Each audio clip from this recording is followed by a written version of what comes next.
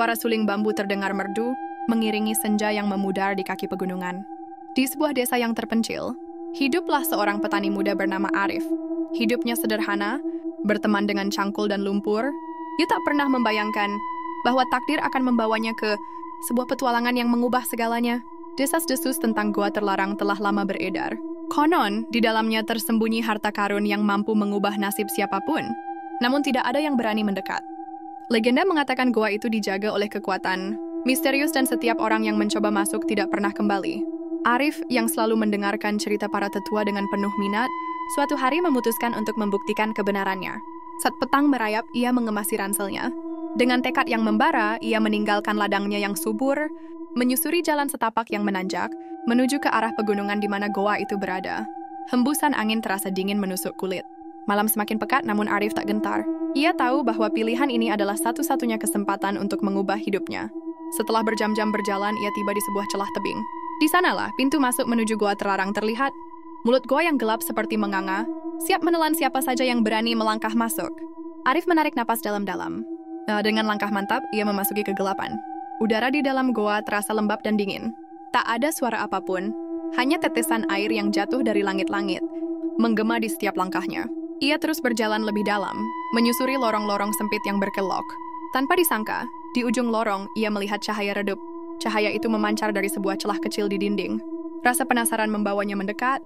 Dari celah itulah, ia melihat pemandangan yang tak pernah ia bayangkan.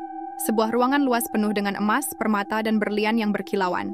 Arif terpana, matanya tak berkedip, jiwanya bergetar. Ia telah menemukan harta karun yang legendaris. Rahasia di balik goa terlarang yang selama ini dijaga. Ia menjadi sultan, namun tak ada yang tahu bahwa rahasia kekayaannya adalah harta karun dari goa terlarang.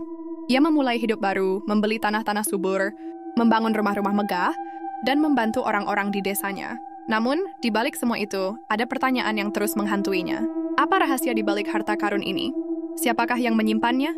Dan mengapa legenda itu selalu mengatakan bahwa siapapun yang masuk ke goa itu tidak akan pernah kembali?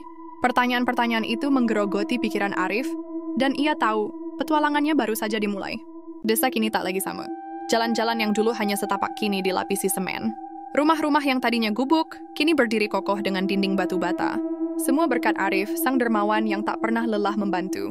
Namun di balik senyum dan kebaikan hati Arif, ada rahasia yang ia simpan rapat-rapat. Malam-malamnya dipenuhi mimpi buruk.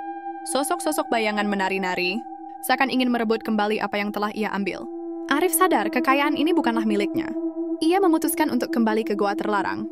Kali ini, bukan untuk mengambil harta, melainkan untuk mencari jawaban.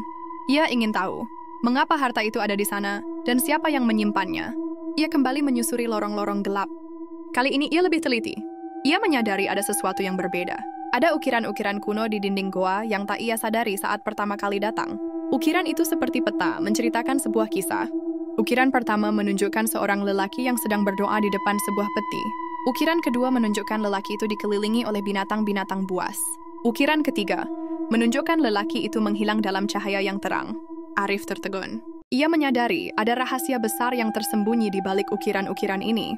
Harta karun itu bukanlah milik manusia. Itu adalah peninggalan dari seorang penjaga goa. Penjaga yang diyakini menghilang, namun rohnya masih melindungi harta itu. Arif merasa ketakutan, namun rasa penasaran lebih kuat. Ia terus menyusuri goa, hingga menemukan sebuah ruangan tersembunyi.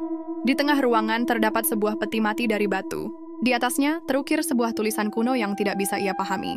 Ia tahu, peti itu adalah kunci untuk membuka seluruh rahasia. Dengan hati-hati, ia menyentuh peti mati itu. Tiba-tiba, suara gemuruh terdengar. Tanah bergetar. Harta karun yang selama ini ia miliki mulai bergerak. Arif panik. Ia merasa bahwa ia telah membangunkan sesuatu yang seharusnya tetap tertidur. Ia menyadari dirinya tidak lagi seorang petani biasa, yang adalah bagian dari sebuah legenda, bagian dari rahasia goa terlarang. Apakah Arif berhasil selamat? Apakah ia mampu mengungkap rahasia yang tersembunyi di balik peti mati batu itu? Arif sang sultan desa, kini menghadapi ketakutan yang tak terduga. Gemuruh dan getaran yang ia rasakan di dalam goa semakin hebat. Ia harus segera mencari jalan keluar. Tanah di bawah kaki Arif bergetar hebat.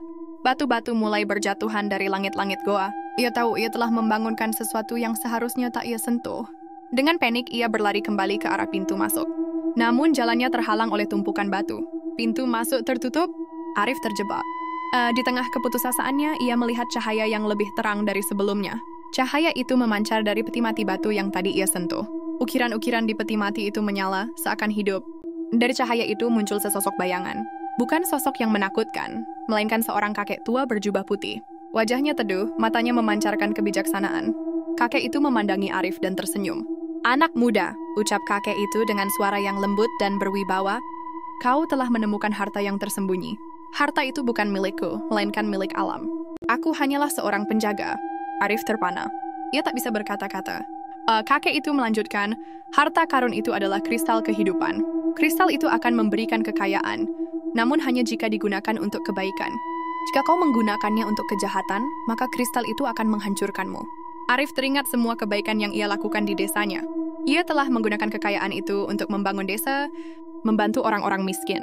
Kakek itu mengangguk seakan membaca pikiran Arif. "Kau telah membuktikan dirimu layak," kata kakek itu. "Namun sekarang kau harus mengembalikan sebagian darinya. Kristal kehidupan terlalu kuat untuk disimpan oleh manusia. Ia harus kembali ke alam." Tiba-tiba peti mati batu itu terbuka. Di dalamnya, terbaring sebuah kristal berwarna biru yang memancarkan cahaya. Kakek itu menyentuh kristal itu, dan kristal itu melayang ke udara. Cahayanya semakin terang, dan tiba-tiba, sebuah jalan terbuka di dinding goa. Arif terkejut. Itu adalah jalan keluar. Kakek itu tersenyum. "Pergilah, anak muda. Sekarang kau tahu rahasia yang sebenarnya. Jangan pernah lupa, kekayaan sejati bukanlah emas dan permata, melainkan kebaikan hati." Kakek itu kemudian menghilang bersamaan dengan kristal, menyisakan jejak cahaya yang memudar. Arif kembali ke dunia luar, namun ia bukan lagi orang yang sama. Arif kembali ke desa sebagai sosok yang berbeda. Senyumnya kini lebih tulus dan tatapannya penuh kedamaian. Ia tidak lagi peduli dengan harta benda. Fokusnya kini adalah melanjutkan misi sang penjaga gua, yaitu menyebarkan kebaikan dan kebijaksanaan. Ia mengubah rumah-rumah mewah yang ia bangun menjadi sekolah, perpustakaan, dan pusat kesehatan gratis untuk penduduk desa. Ia menginvestasikan sisa kekayaannya untuk membangun sistem pengairan modern agar para petani tidak lagi kesulitan saat musim kemarau. Arif juga mulai bercerita. Ia mengumpulkan anak-anak dan orang dewasa, lalu menceritakan kisah tentang sang penjaga gua. Ia tidak lagi merahasiakan petualangannya. Ia menceritakan tentang kristal, kehidupan dan pesan yang disampaikan oleh kakek tua itu. Ia mengajarkan bahwa kekayaan sejati bukanlah emas dan permata, melainkan kepedulian terhadap sesama. Desa yang dulunya terpencil dan miskin, kini menjadi tempat yang makmur dan penuh kebahagiaan. Orang-orang hidup dalam damai dan saling membantu. Warisan Arif, warisan dari sang penjaga gua, bukanlah harta benda, melainkan sebuah nilai dan kebaikan, yang terus hidup dan menyebar dari generasi ke generasi. Arif, sang petani yang menjadi sultan, telah menemukan harta terbesarnya. Bukan di dalam gua yang gelap, melainkan di dalam hatinya sendiri. Ia menjadi legenda, bukan karena kekayaannya, tetapi karena kebaikan dan ketulusannya. Tahun demi tahun berlalu. Rambut Arif yang dulu hitam legam kini memutih, namun pancaran kebaikan di matanya tak pernah pudar. Ia tidak lagi disebut sebagai sultan, melainkan Mbah Arif, sosok panutan yang bijaksana. Sekolah, perpustakaan, dan pusat kesehatan yang ia bangun berkembang pesat, menjadi pusat pembelajaran dan kesejahteraan bagi desa-desa tetangga. Suatu sore, saat Mbah Arif duduk di beranda rumahnya yang sederhana, seorang pemuda mendekat. Pemuda itu membawa sebuah cangkul, sama seperti yang Mbah Arif gunakan saat pertama kali memulai petualangannya. "Mbah," ucap pemuda itu, "saya dengar cerita tentang Mbah dan goa terlarang. Saya ingin bertanya, bagaimana Mbah bisa menemukan kebahagiaan sejati?" Mbah Arif tersenyum. Ia menunjuk ke arah sawah yang hijau terhampar. "Kebahagiaan sejati bukanlah tentang apa yang kau dapatkan, nak, tapi tentang apa yang kau berikan." Ia kemudian mengambil sebutir benih, lalu menanamnya di sebuah pot. Awalnya benih ini tak terlihat apa-apa. Namun saat kau rawat dengan baik, saat kau berikan air dan cahaya, ia akan tumbuh menjadi sesuatu yang indah. Begitu juga dengan kebaikan. Mulailah dari hal kecil, rawatlah dengan ketulusan, maka ia akan tumbuh dan memberikan kebahagiaan yang tak terhingga. Pemuda itu mengangguk mengerti. Ia kembali ke desanya, membawa benih kebaikan yang baru saja Mbah Arif tanamkan. Kisah Mbah Arif dan goa terlarang menjadi legenda, bukan karena harta yang ia temukan, tetapi karena kebijaksanaan yang ia sebarkan. Arif, sang petani yang menjadi sultan, akhirnya menemukan kebahagiaan sejati. Ia meninggalkan warisan yang jauh lebih berharga daripada emas dan permata. Sebuah warisan yang akan terus hidup di hati setiap orang, selamanya.